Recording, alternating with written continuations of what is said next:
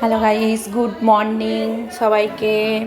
আজকে সকাল সকাল একটু রান্না বসানোর প্ল্যান ছিল, এক জায়গায় যাব, তাই একটু জল খেয়ে নিচ্ছিলাম।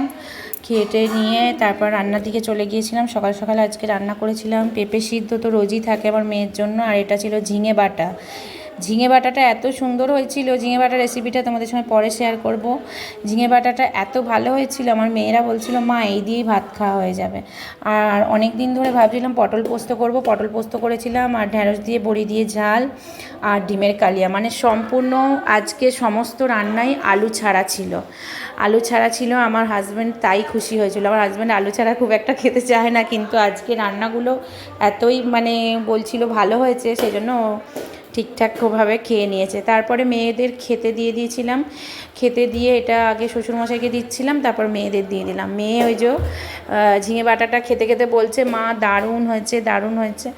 তোমাদের এরকম মধ্যে কোন রেসিপিটা পছন্দ হয়েছে জানিও। টাটা।